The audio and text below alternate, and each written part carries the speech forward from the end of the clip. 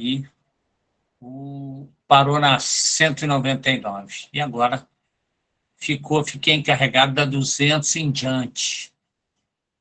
E caiu um assunto, obviamente, não é controverso, porque, na verdade, além das questões do Livro dos Espíritos, há uma produção literária do próprio Allan Kardec a respeito dessa temática, que é sexo nos espíritos. Tá? Então, Kardec deixou realmente outras coisas escritas na Revista Espírita, enfim. E até mesmo o próprio Livro dos Espíritos vai lá para frente, pela questão 800 e alguma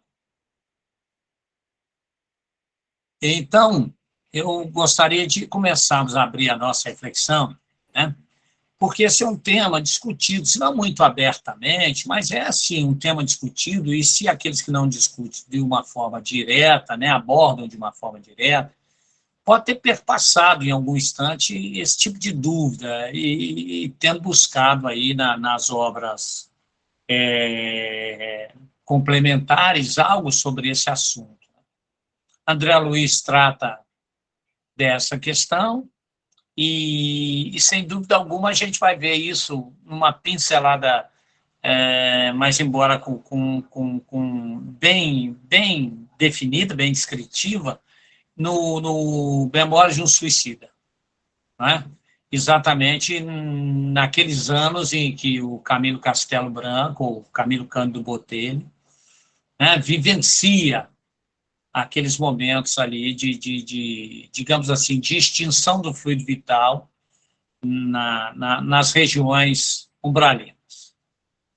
Então, realmente, no movimento espírita, discute-se muito, né, a respeito da sexualidade dos espíritos desencarnados, né? Porque se eles mantêm a forma humana, então eles conservam o gênero masculino, feminino, né?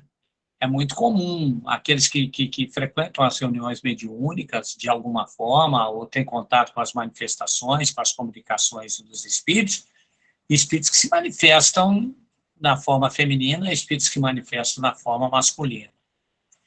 E, obviamente, se há espíritos da forma masculina e espíritos da forma feminina, em se tratando da questão do sexo, é cabível, sim, a pergunta: há entre eles uma relação sexual? Né? Ou seja, entre todos aqueles cometimentos muito próximos da materialidade, né? Porque se admite espíritos bebendo, se admite espíritos promovendo, né, várias outras situações de cunho ainda grosseiro e material, haveria relação sexual entre eles? Então, a primeira coisa que a gente precisa é diferenciar. Sexo é o que, na verdade? É a organização física dos indivíduos, né? Ou seja, como é uma organização física corporal, não pertence ao espírito, pertence à matéria, né? Pela lógica, né? Estamos traduzindo isso. Por isso é que há diferenças entre sexo e sexualidade. Então, o sexo, na verdade, é a morfologia. E sexualidade é a atração ou desejo sexual, né? O Kardec se ocupou, sim, dessa temática, tá? Obviamente, não é nenhum assunto que eu estou trazendo aqui para provocar qualquer polêmica. Kardec se ocupou dessa temática, né? E ele teve a oportunidade de promover essas suas ideias de uma forma assim, bem esclarecedora e didática, né? E é exatamente isso que eu proponho para essa noite, a gente analisar, dentro desse nosso estudo, as ideias do nosso codificador. Então, vou começar com os itens 200 e 202, né? Em que, obviamente, o Espírito da Verdade vai nos ensinar que o sexo, está lá no item 200, quem estiver acompanhando aí, ele fala, o sexo, né, eles dependem de quê? Da constituição orgânica, ou seja, o espírito que animou um corpo enquanto reencarnado, né, ele pode ocupar ou ter animado um corpo de homem ou de mulher. Na pluralidade das existências, nós sabemos que há uma variação. pode ser que se reencarne reiteradas vezes no corpo masculino, que possa reencarnar mais ou menos, vai de acordo aí com os planejamentos reencarnatórios, né? Por isso que a gente sabe, são os mesmos espíritos que animam corpos de homens e corpos femininos, corpos de mulher, né? Então, está lá dizendo isso na questão 201, né? Do Livro dos Espíritos. E nós temos a opção de reencarnar em corpos masculinos e reencarnar em corpos femininos. Isso está muito ligado, como diz a questão 202, ao gênero de prova em que nós tivemos que passar por elas, né? Já dando um salto aí para a questão 822A, não quero antecipar nada, mas como é pertinente ao tema, vamos dar um pulinho na 822A, tá? E porque lá os benfeitores espirituais, eles grafaram aí a seguinte questão. É bem clara, é bem esclarecedora. Então, 822, item A.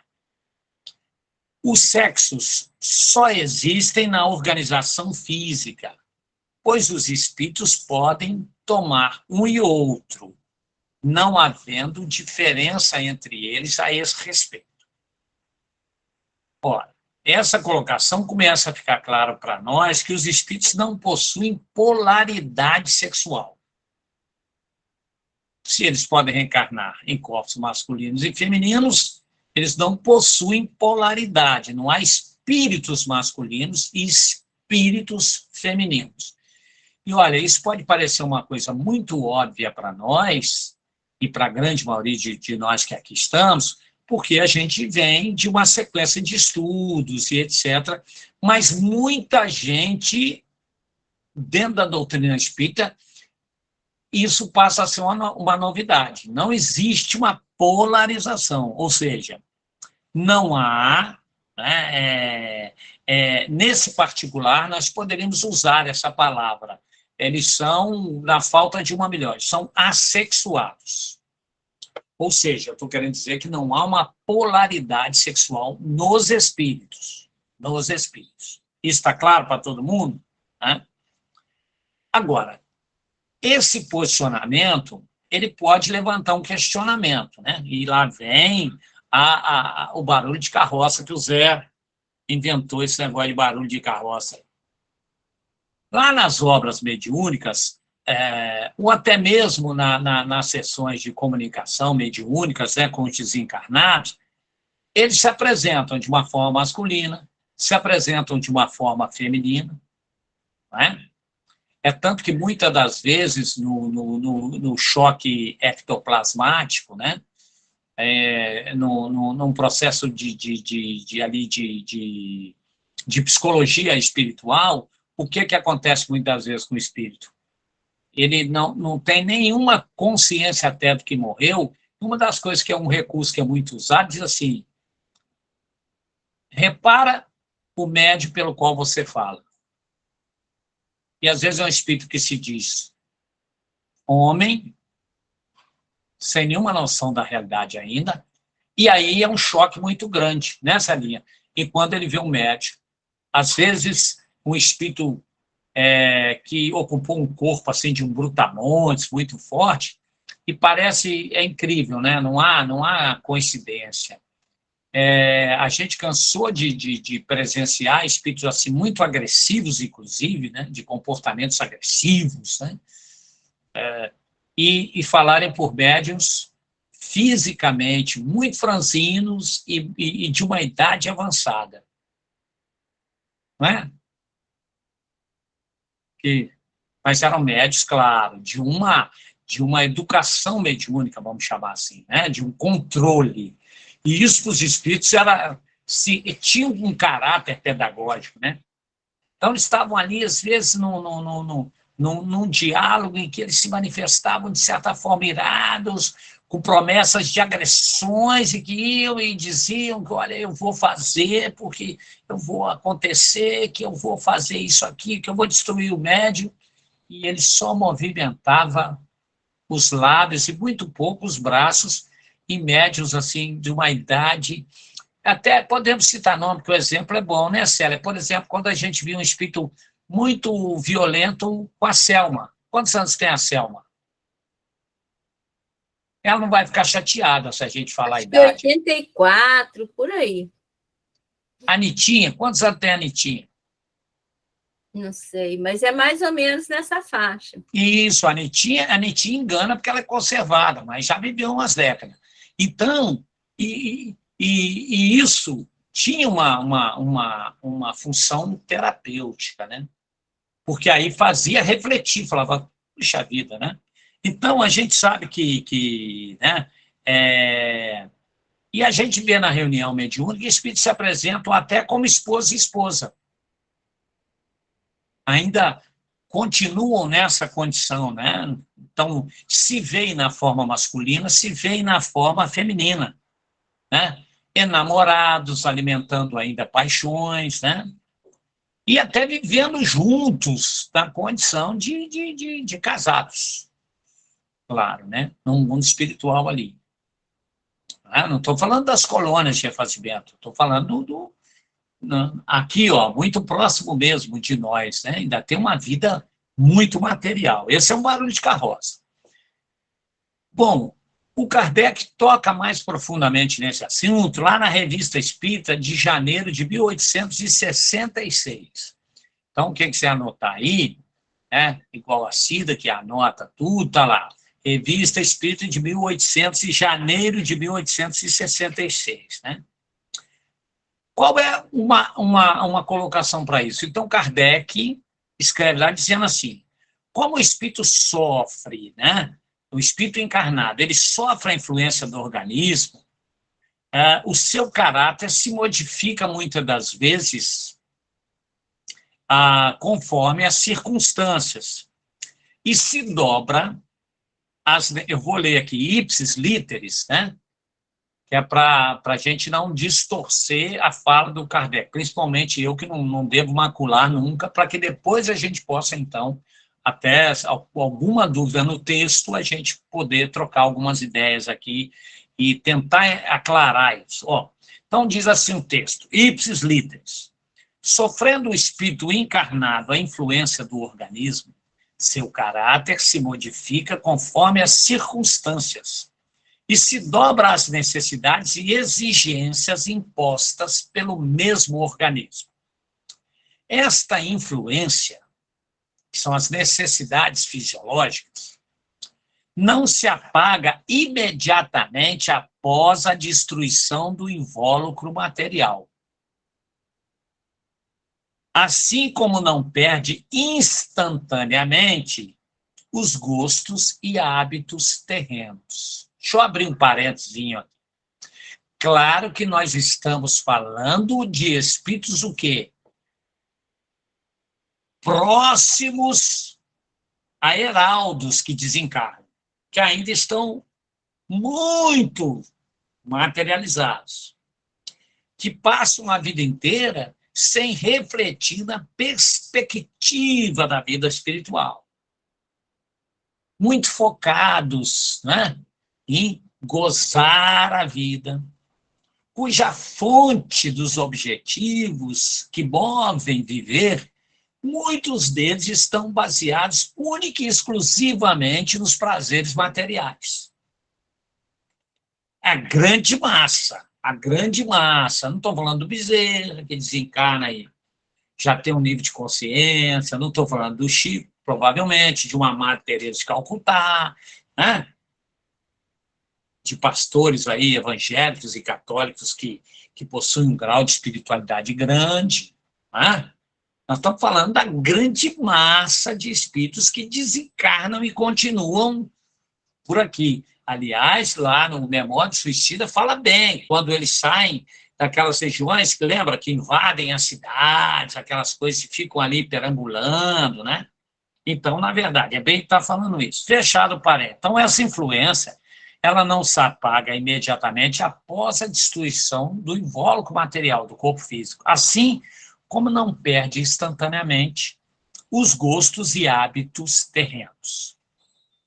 Depois, pode acontecer que o espírito percorra uma série de existência no mesmo sexo. O que faz que, durante muito tempo, possa conservar no estado de espírito o caráter de homem ou de mulher, cuja marca nele ficou impressa. Então, olha, eu quero que entenda bem o que eu vou dizer. Há espíritos, criaturas que convivem conosco, reencarnados em corpos masculinos e que têm uma psicologia, quer dizer, a fisiologia é masculina, a psicologia é feminina e vice-versa. Fruto das reiteradas e sucessivas reencarnações em um mesmo sexo. Está claro isso? É Mércia, né? Mércia, quem é? Deixa eu ver aqui. Tem uma mãozinha levantada. É Mercedes. Mercedes, desculpa, Mercedes, que só aparece para mim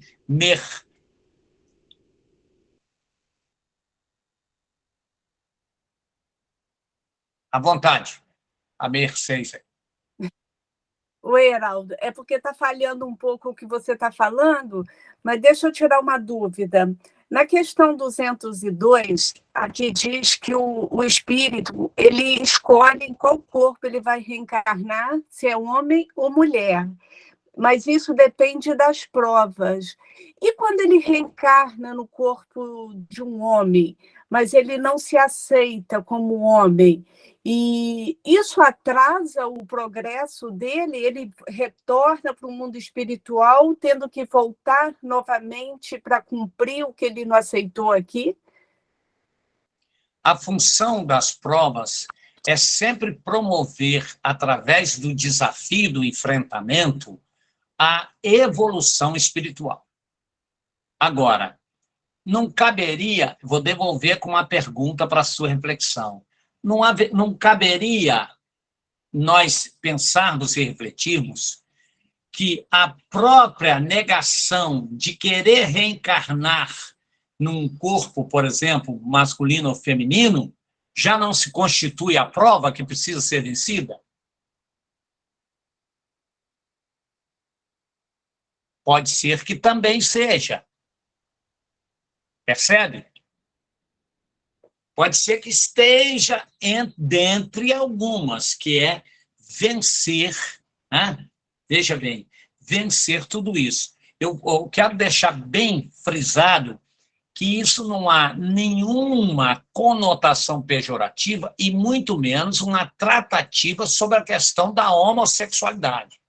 Porque eu quero deixar bem claro, até a opinião da doutrina espírita, proferida até pelo Divaldo, do qual eu estava presente e ouvi de viva voz, de que a questão da homossexualidade, o que manda é a dignidade. Há héteros que são promíscuos.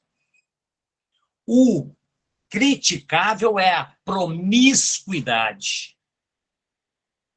Se duas pessoas do mesmo sexo vivem uma relação na qual há um respeito, há uma dignidade, são dignos, embora isso possa soar e agressivo aos mais conservadores, mas posso afirmar a esses conservadores que certamente existem também nas fileiras espíritas e que, infelizmente, para eles, não é o pensamento da doutrina espírita. O condenável é a promiscuidade, a integridade, a honestidade, o amor vale a pena ser vivido. Então, na minha fala, não há nenhuma conotação de crítica ou censura, porque a doutrina espírita não critica nem censura. Essa é uma posição que eu ouvi de viva voz e repeti as mesmas palavras do Divaldo. Condenável é a promiscuidade. Certa feita, eu até discuti um pouco esse tempo com a nossa companheira que já desencarnou, a Sueli Caldas.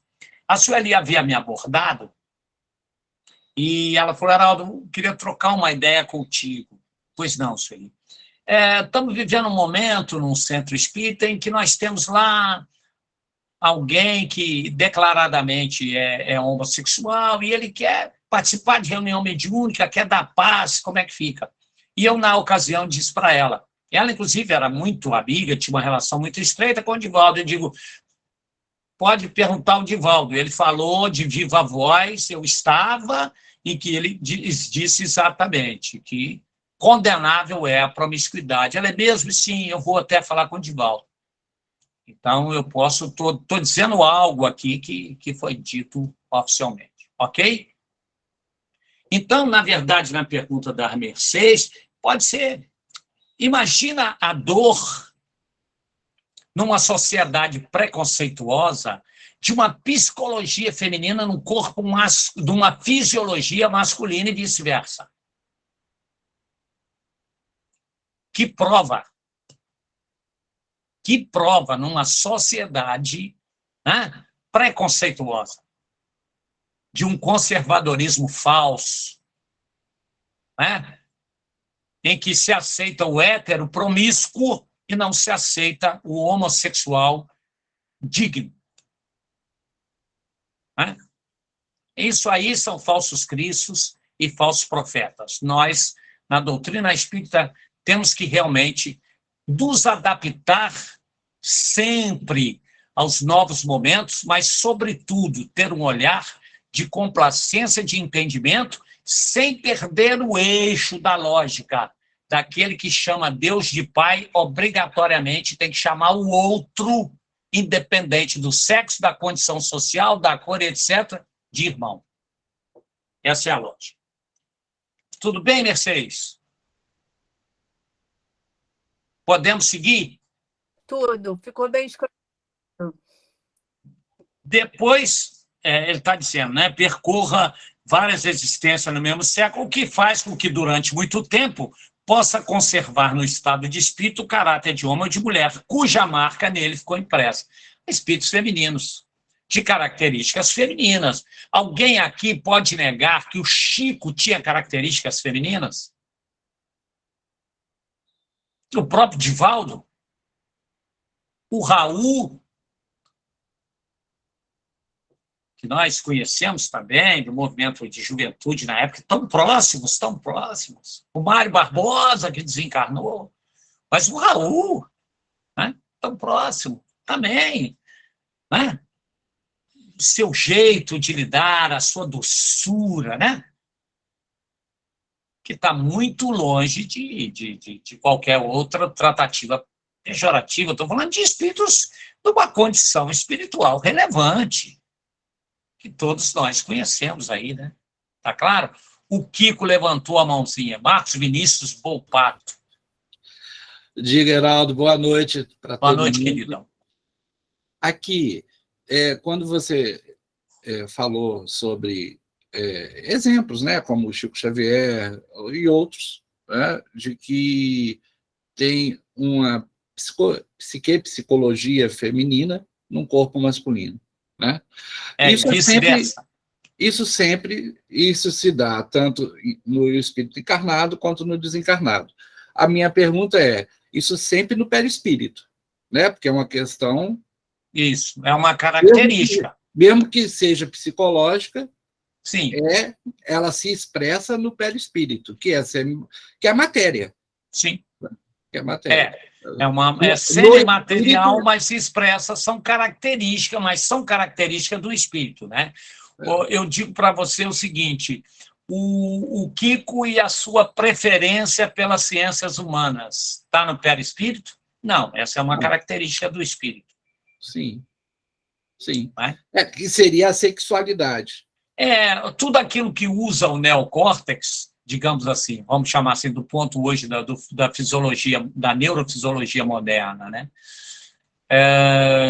Cujo humano tem mais desenvolvido do que o arqueocórtex, né? Que os animais é o contrário, por exemplo, a capacidade de se emocionar perante um quadro, uma obra. Uhum. Isso é uma condição inerente do espírito. Sim. Percebe? não é uma tendência, né? Eu não vou formar uma tendência. Claro, se eu levo o meu filho para o museu, se ele nasce no meio de artista, há um meio lhe propicia, mas você encontra virtuosos que saíram de locais em que, né, nunca escutou uma nota, né? Não tem nenhum músico, né? Ou seja, isso a gente sabe das qualidades, das aptidões inerentes que vêm aí pelas sucessivas. O Kiko, a segunda pergunta. Pois não. Que está até em músicas, né, do Gilberto Gil, né, e do Pepeu Gomes, né? Uma que diz assim: ser um homem feminino não fere o meu lado masculino, se Deus é menina e menino, sou masculino e feminino, né? E a do Gilberto Gil, que é aquela que é linda, né? Quem dera pudesse todo homem conhecer Romã, quem dera ser no verão o apogeu da primavera e só por ela ser, né? Quem sabe o super-homem conheceria a glória, né, da maternidade, por exemplo, né? Essa questão, né, da psicologia, do córtex que você falou, no perispírito, se dá no perispírito, né? O espírito se apresenta morfologicamente pelo perispírito, quando está desencarnado, e quando está encarnado pelo corpo físico. Né? Isso, aí o perispírito intermediando a vontade do espírito. O espírito. Certo. Mas quem tem a vontade é o espírito. A pergunta é, quando o espírito atinge a perfeição, que é infinita, ele não tem mais forma, né? E aí ele é menino e menina, Deus e Deus. Olha só, está respondido no final do texto aí da Revista Espírita, quer ver? Então ele fala assim como não perde instantaneamente os gostos e hábitos terrenos. Ponto. Depois, pode acontecer que o espírito percorra uma série de existências no mesmo sexo, o que faz com que, durante muito tempo, possa conservar no estado de espírito o caráter de homem ou mulher, cuja marca nele ficou impressa. Agora, somente quando chegado a um certo grau de adiantamento e desmaterialização, ou seja, que a desmaterialização é o perispírito se tornar mais etéreo, essa condição de semimaterialidade, né, passar a ser mais etérea. Então, a um certo grau de adiantamento e desmaterialização é que a influência da matéria se apaga completamente, e com ela o caráter dos sexos. Perfeito. Está lá. Kardec é bamba. Bamba.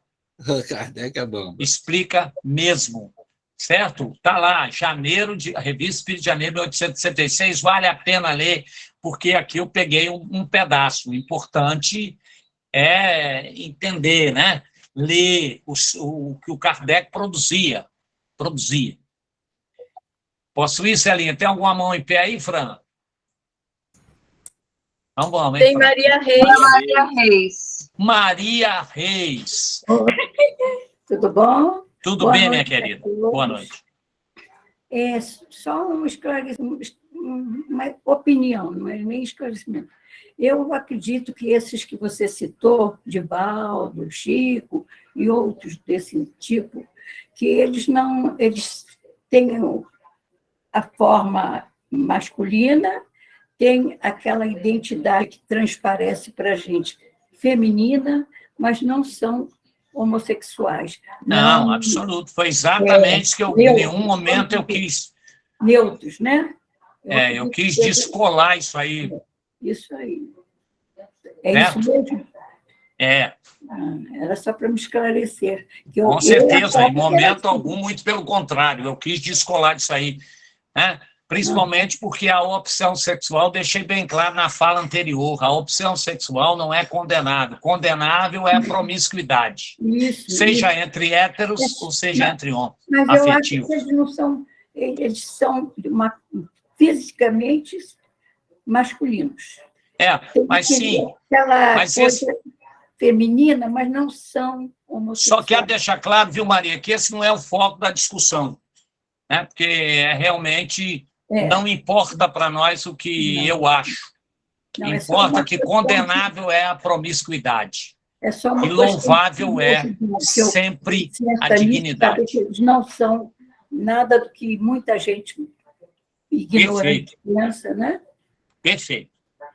Vamos lá. É só isso. Eu que agradeço aí, Maria. Olha só, é importante, quero fazer um parênteses aqui, dentro disso. Importa considerar que as descrições do mundo dos espíritos que nós recebemos por via mediúnica estão nas obras, até que o nosso companheiro aí colocou a sequência da série André Luiz, muito bacana aí, tudo em PDF e tal. Abre uma pastinha lá, quem já não fez, eu acredito que todo mundo fez, baixou, jogou lá para dentro, série André Luiz. Está lá com um monte de livro em PDF lá, a Celinha fez correndo. Então, né, abre uma pastinha, bota a série André Luiz, que foi o nosso Leandro, né? Nosso companheiro aí, Leandro. O Leandro fez esse carinho em todos nós aí, né? Um grande carinho em ter colocado em PDF toda a série do André Luiz aí. Bom, essas descrições, vamos aproveitar aí para homenagear a atitude, a intenção do Leandro, elas não são descritas pelo André Luiz, mas são de quê? De mundos, regiões muito próximas da crosta terrestre, tá claro? Habitados por espíritos ainda muito materializados, tá? Que é exatamente a esses espíritos que se refere o Kardec no texto acima. Tá claro isso? Ele está falando o quê? Daqueles que, reiteradas vezes, a influência é muito grande, mas deixa claro que isso segue o seu rumo. Uma vez se desmaterializando, o caráter dos sexos se apagam, e está lá a tradução, completamente, ok? Completamente. Quase nenhuma referência nós possuímos, isso é importante que se diga, da vida dos espíritos nas esferas superiores. Por exemplo, vamos pegar Sírios. A gente só sabe por causa lá da Alcine, lá, renúncia. Então, lá em renúncia, o Emmanuel dá uma notinha de quem é Alcine. É aquela espírito que já tinha planos, né, em planetas e constelações superiores que resolvem encarnar aqui. Alguém tem aí um romance ou uma obra mediúnica falando a respeito? Estou falando digamos assim, de credibilidade espírita, né? Porque tem um monte de bobagem escrita por aí. Eu vou retirar o bobagem. Tem um monte de livros que não estão de acordo com a lógica kardeciana. É isso. Tá? Então, aí eu estou falando desses, eu estou falando daqueles que estão dentro da lógica kardecista, dentro da filosofia kardeciana. Né? Não tem. Então, na verdade, a gente, quase nenhuma referência a gente tem, né? Para não dizer que não temos, não sei se passou desapercebido de vocês. Eu quero ver, Fran, conta as mãozinhas aí, bota a mãozinha aí. Quem já leu Nosso Lar, põe a mãozinha aí. A Fran conta aí. Nós somos o quê? 28 pessoas.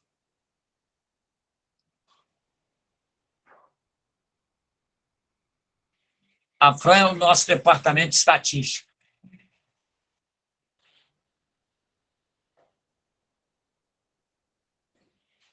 Muita gente, Fran? 9. 9. Então, lá em Nosso Lar, quem leu vai se lembrar. Lembra do capítulo O Sonho? Quem não lembra vai correndo lá depois. Esse aqui é o bom, né, Zé Carlos? É o barulhinho da carroça. Vai correr para o sonho. Capítulo do Nosso Lar, que é uma coisa muito legal. Ali tem duas coisas boas, que são dois assuntos muito legais nesse capítulo. O que é? Eu vou dar um spoiler assim rápido. André Luiz vai visitar quem? A mãe, numa esfera o quê? Acima. Lembra disso? Quem leu, lembra. Aí esse é um assunto bom, ó. Ele vai. E o outro assunto bom, que é o barulho de carroça, Zé Carlos, eu vou deixar aqui, ele vai em corpo mental. Abandonou o perispírito, como é que foi isso? Para poder chegar numa região lá em cima. Ele foi em corpo mental. Esse é assunto para outra hora. Corpo mental. Esse é barulho de carroça, Zé. Ele deixou o perispírito em nosso lar? Foi em corpo mental? Essa é boa, hein? Essa é boa. Tudo bem? Geraldo, Maria Reis levantou a mão. Maria Reis. Vai falar de corpo mental não, hein, Maria? Não vou falar hoje. Liga o microfone, minha querida. Era corpo mental, mente. Vou te contar. Isso é que se chama premonição.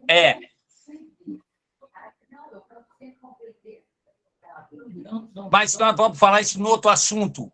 Outro dia. Esse assunto é difícil. Vou deixar para o Pedro e para a Celinha. Pergunta para mim, não me enrola, não. Pedro e a Celinha que vão se virar aí. Eu só faço barulho. Vamos preparar Vambora. a pergunta para o Pinga-Fogo. Vambora, Celinha, você está tomando meu tempo. Vambora. Responde. Na esfera próxima da crosta, o que tem? Uma prevalência de espíritos de evolução primária. Evolução primária. O que é uma evolução primária? Nós já vimos com o Pedro, quando a gente estudou.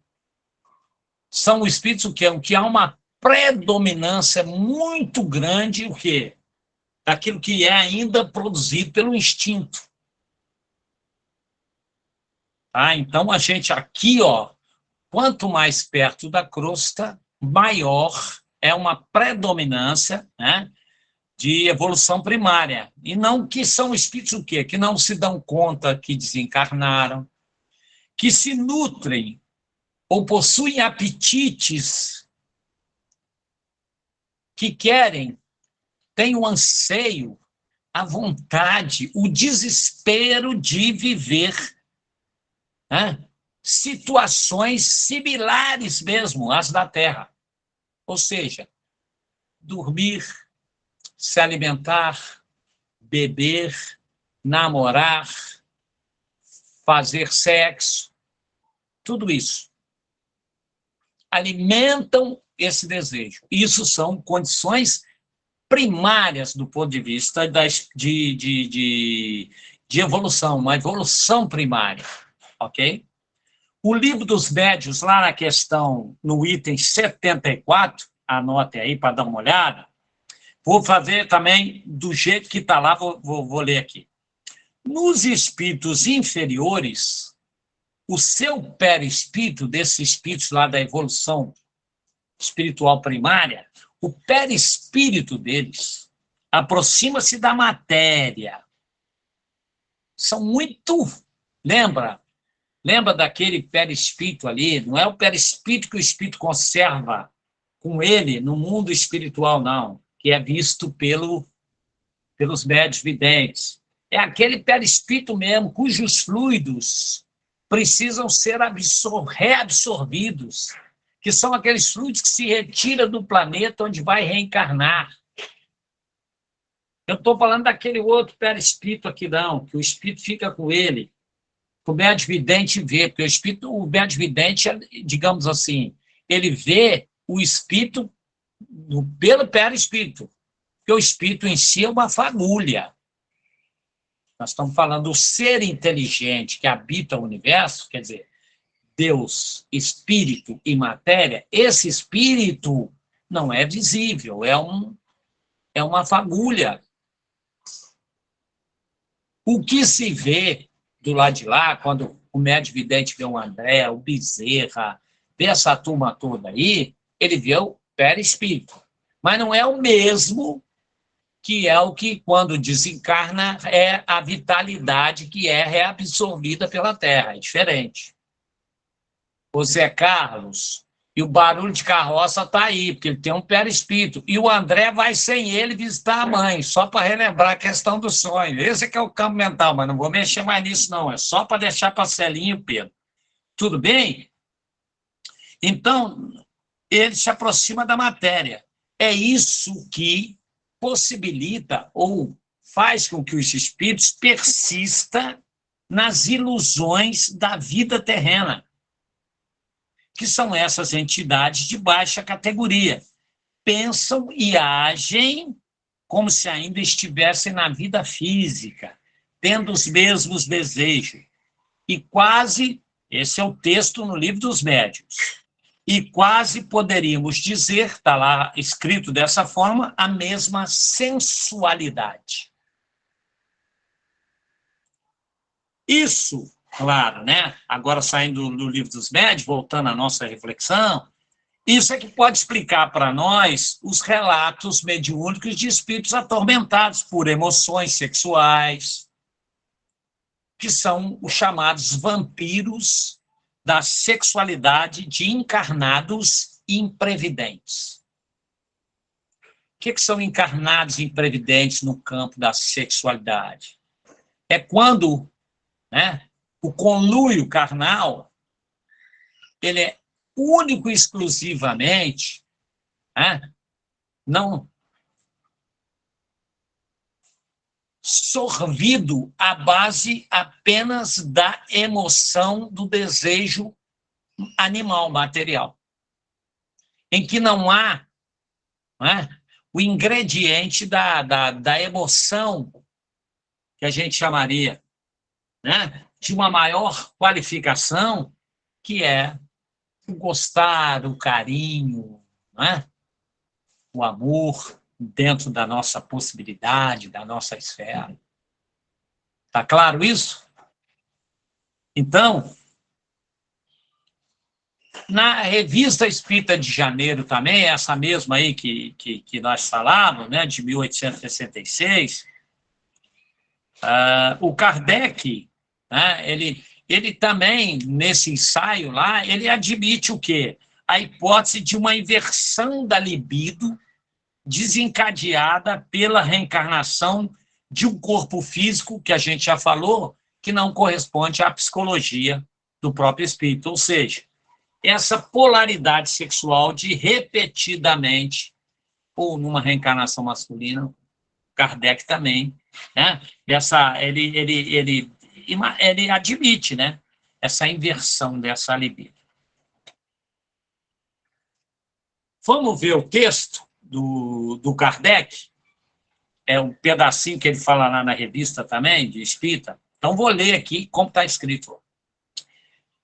Se essa influência se repercute da vida corporal à vida espiritual, o mesmo se dá quando o espírito passa da vida espiritual para a vida corporal. Numa nova encarnação, trará o caráter e as inclinações que tinha como espírito. Mudando de sexo, poderá, então, sob essa impressão e em sua nova encarnação, conservar os gostos, as inclinações e até mesmo o caráter inerente ao sexo que acaba de deixar. Assim se explicam. Ele usa o termo aqui, mas eu quero defender o Kardec aqui, porque ele usa um termo chamado de anomalia, mas pode ser um...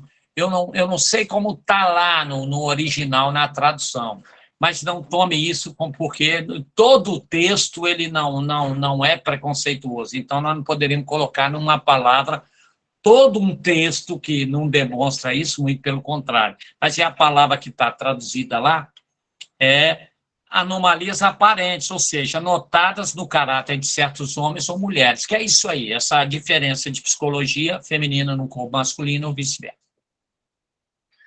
Bom, a pergunta, afinal, os espíritos desencarnados fazem sexo? Existem relações sexuais entre eles?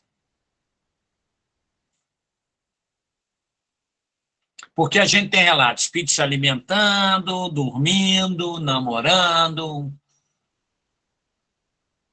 Será que há intercurso sexual ou não? A resposta é não, segundo o pensamento de Kardec. Está claro? Lá na Revista Espírita, em dois momentos, em duas oportunidades, ele deixa bem claro. A Revista Espírita, anota aí, de junho de 1862. Após o diálogo instrutivo com uma entidade que pertencera lá à Sociedade Espírita de Paris, o Kardec escreve: os sexos só são necessários para a reprodução dos corpos, porque os espíritos não se reproduzem, o sexo não lhes seria inútil. O sexo lhes seria inútil.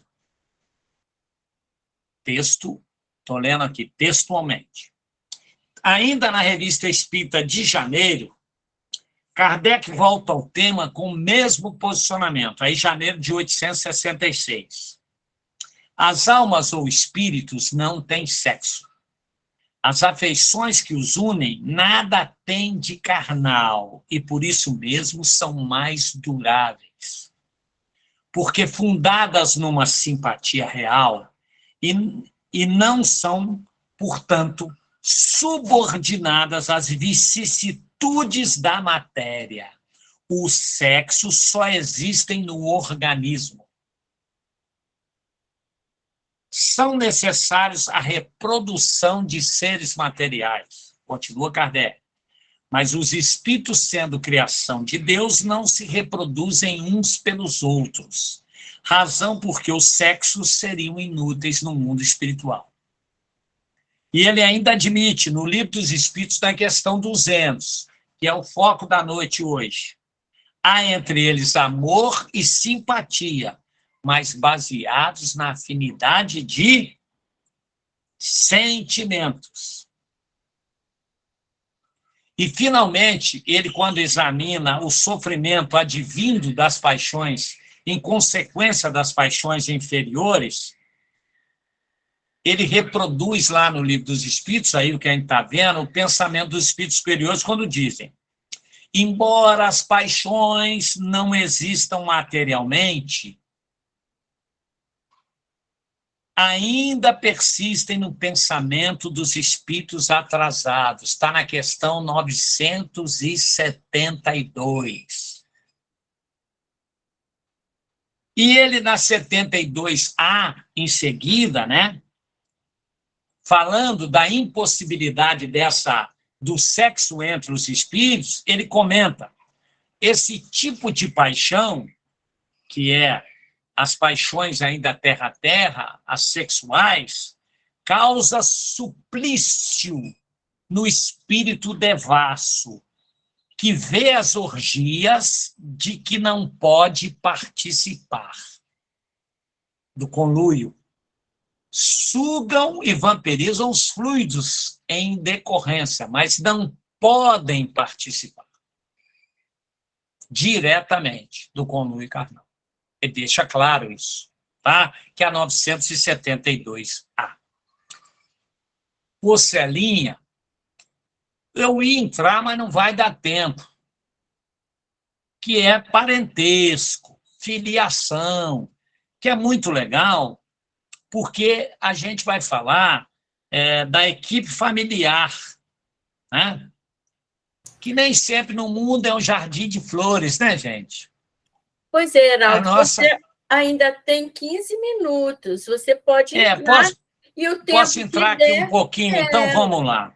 É porque falar de família é uma coisa muito importante em todo momento, mas nos dias de hoje é fundamental, né?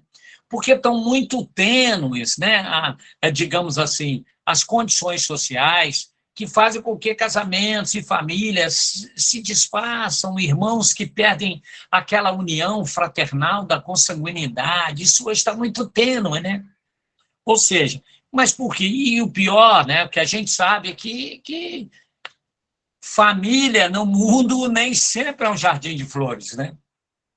Nem sempre, né? muitas das vezes está lá no Fonte Viva, tá? O Emmanuel que diz, está lá no capítulo 156, o item por vezes, olha o que o Emmanuel diz, é um espinheiro de preocupações e angústias, reclamando-nos sacrifícios. Então, viver familiarmente é, sem dúvida alguma, para a grande maioria de nós, sacrifício. Quem estiver fazendo agora uma leitura, dizer assim, nossa, graças a Deus, minha família é tão harmônica, agradeça aos céus, porque não é preponderante, é realmente um espinheiro de preocupações e angústias, né? E que pede de cada um de nós sacrifício, não é verdade? O que eu queria fazer uma abordagem é que, nesse contexto, dito pelo Emmanuel Fonte Viva, a gente precisa entender uma das coisas fantásticas do pensamento kardecista. A doutrina espírita, todo mundo já viu aí que eu tenho uma tendência muito grande para a filosofia, né? Claro. Então, a gente precisa realmente pensar bem. Ela, de certa forma, redimensionou. A palavra dos dias atuais, a gente poderia dizer que a doutrina espírita ela ressignificou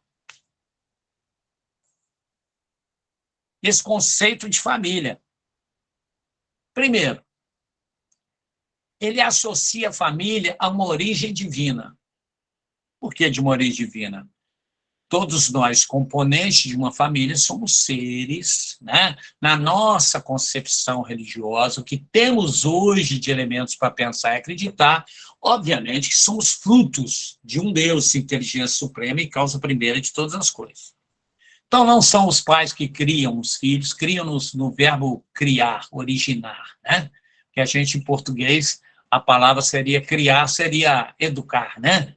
Quando a gente fala, criou os filhos muito bem, educou muito bem, né? E, principalmente, fica difícil tirar esse grau de responsabilidade da mãe, né? Porque pai e mãe tem atributos iguais no processo de educação, né?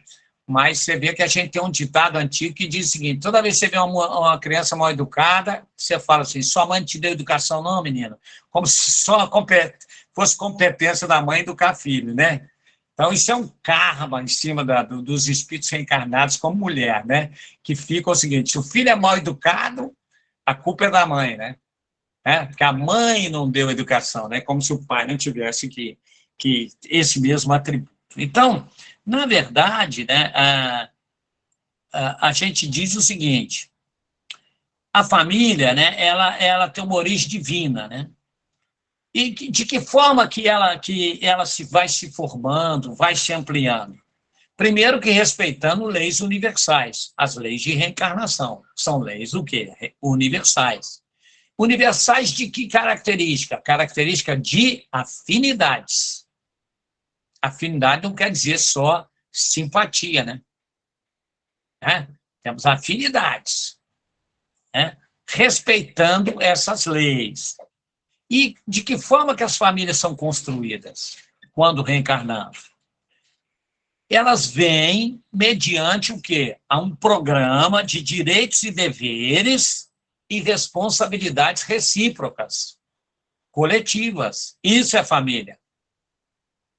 Então, olha como a doutrina espírita ressignificou o conceito de família. Eu acho importante esse finalzinho, né?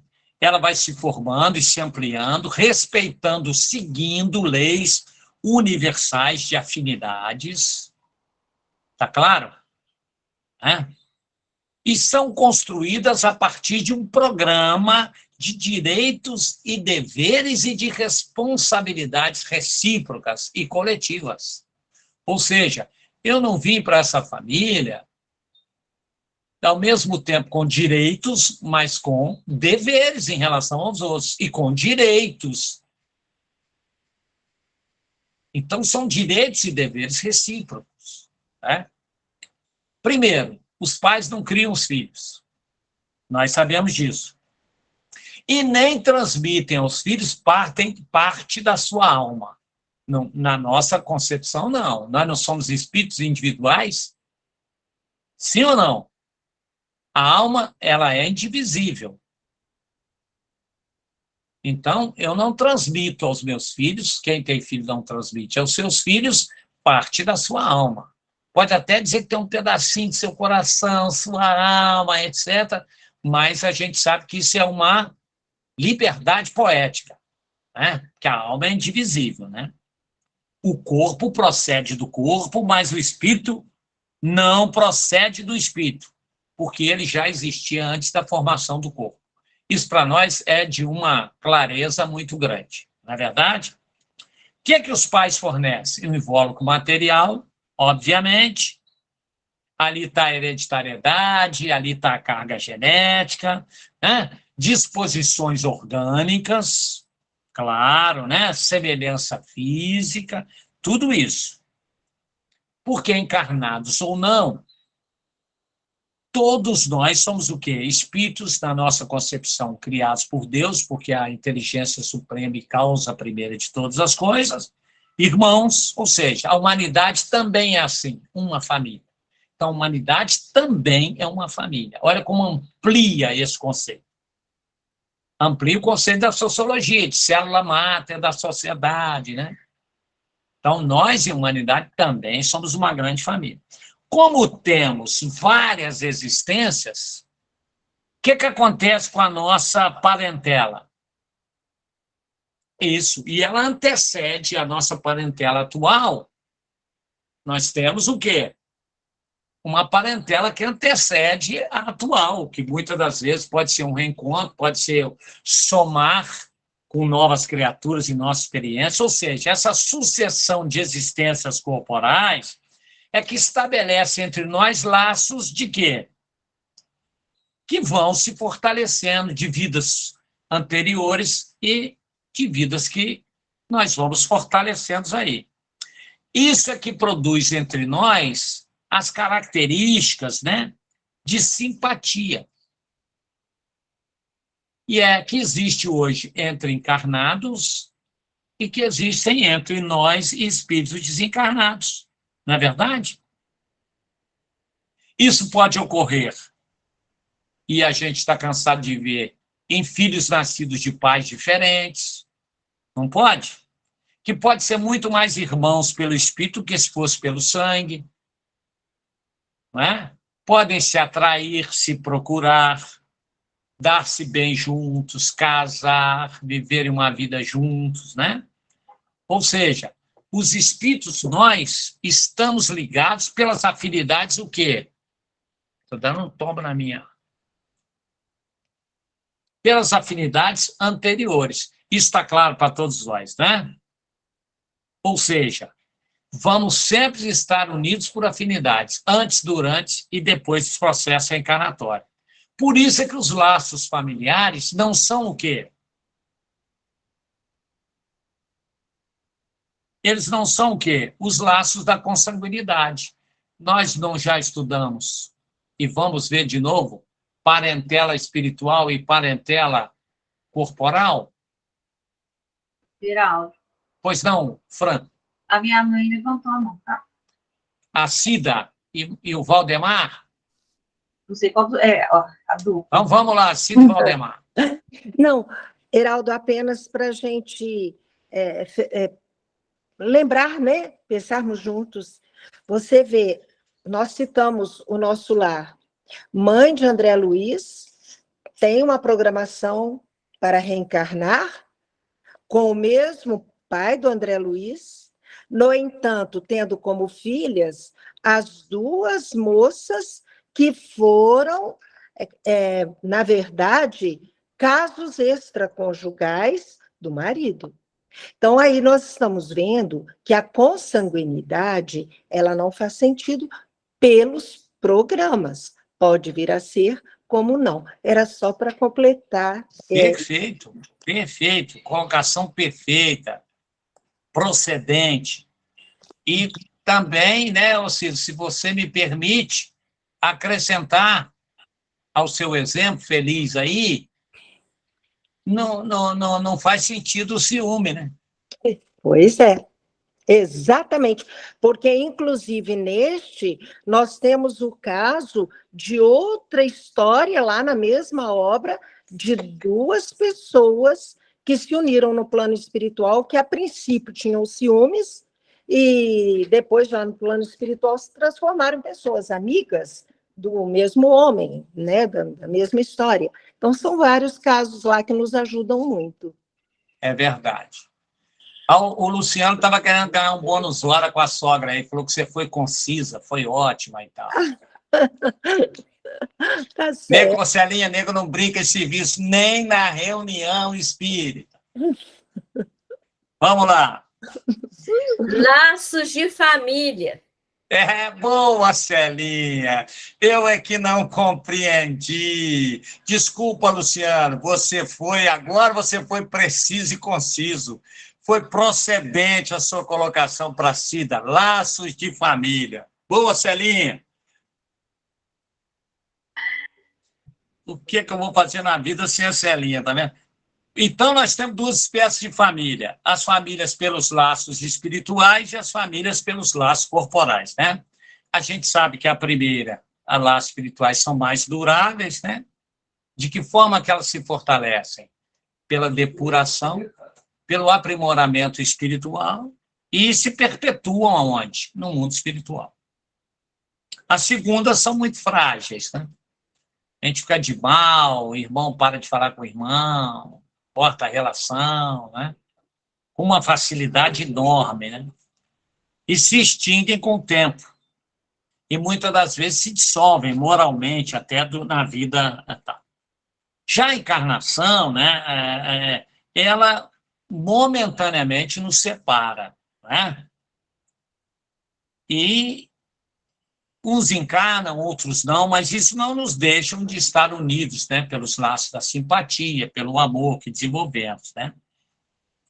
E uma coisa boa que a gente pode aprender da parentela espiritual e que acontece demais, que acontece, eu posso garantir aqui, com todos nós, o que é a função dos guias e protetores? Que, na verdade, são aqueles espíritos que hoje estão um pouco mais livres da matéria, que velam por aqueles que estão no cativeiro. Concorda? Parentela espiritual. Então, certamente, o guia e protetor de todos nós faz parte da nossa parentela espiritual. Parente. Tá claro? Está dentro da nossa parentela espiritual, né?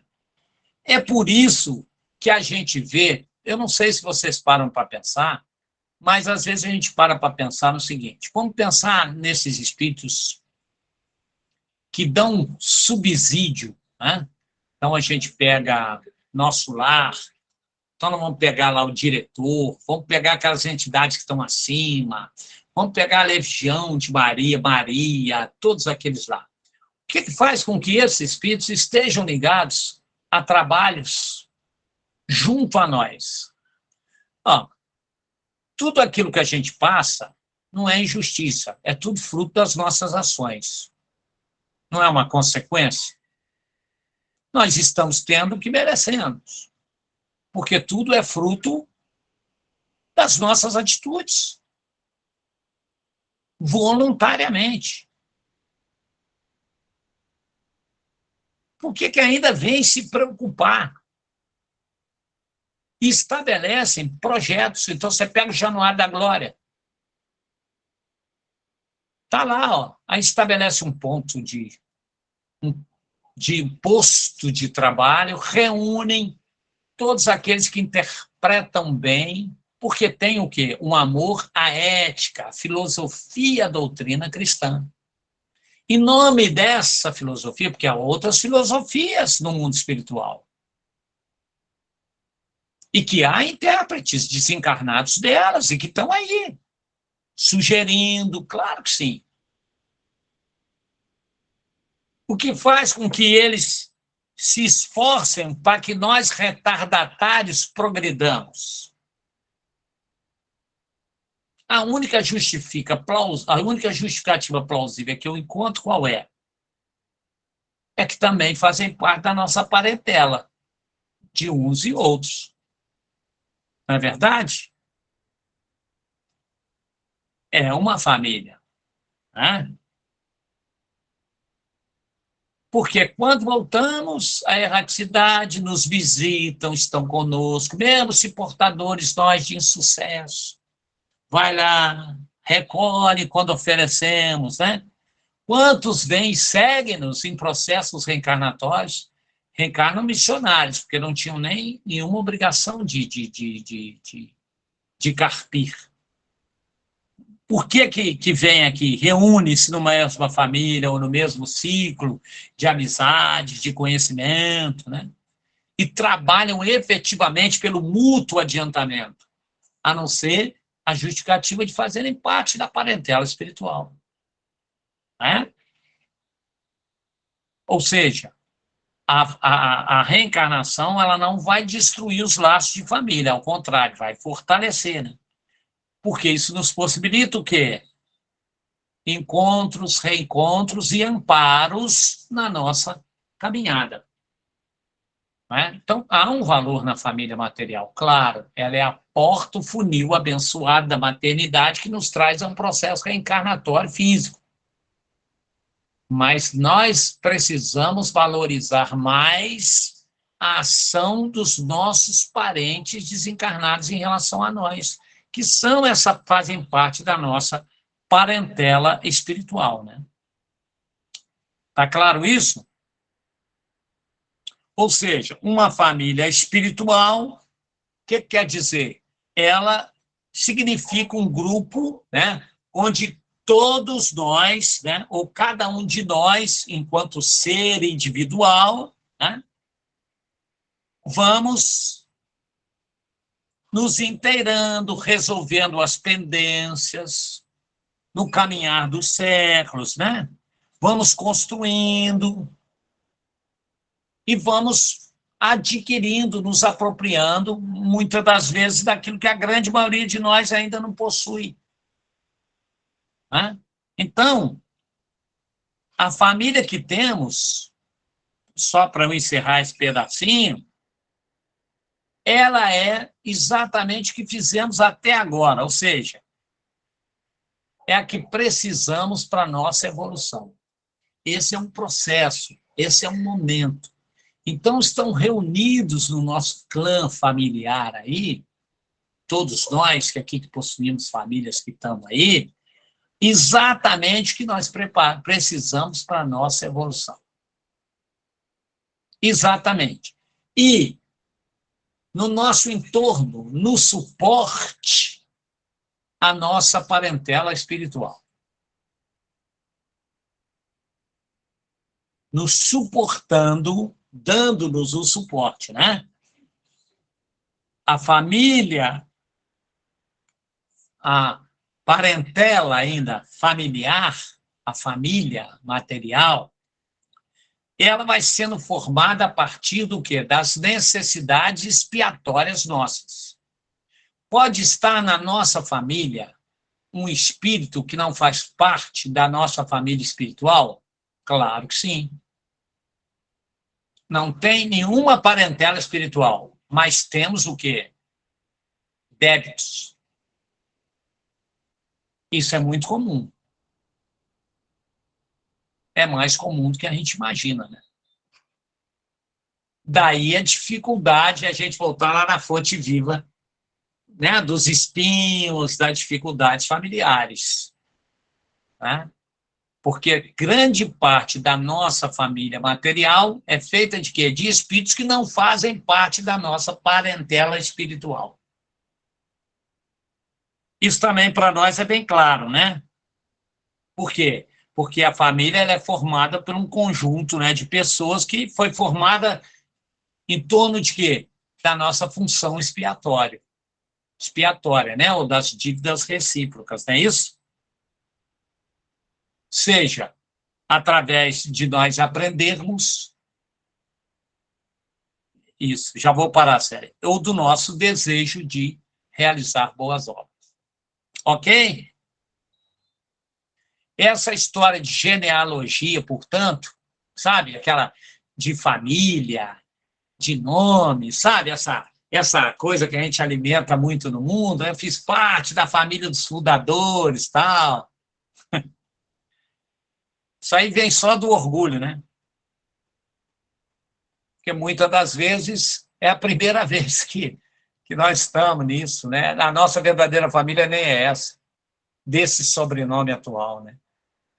Ok? Então, isso é muito mais fruto do orgulho. Não quer dizer que a gente não deva merecer, né, a importância da genealogia, mas ela vem muito do orgulho.